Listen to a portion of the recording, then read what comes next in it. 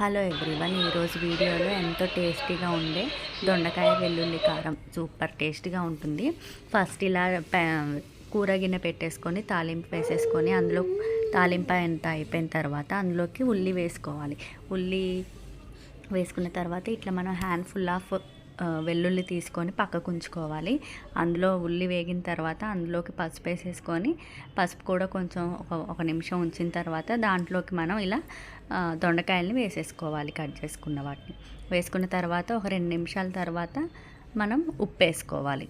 ఉప్పు వేసుకున్న తర్వాత మనం ఏదైతే వెల్లుల్లి దంచి తీసి పక్కకు పెట్టుకున్నాము, నేనైతే పొట్టేం తీయలేదు, అందులోకి కొంచెం కారం వేసేసుకొని మనం డైరెక్ట్గా పచ్చిగా దంచేసుకోవడమే.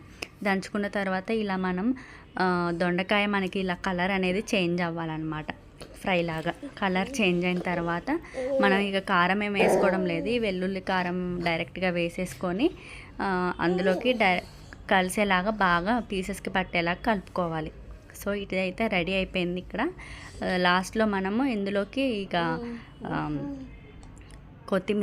కొత్తిమీర వేసేసుకొని స్టవ్ ఆఫ్ చేసుకోవడమే.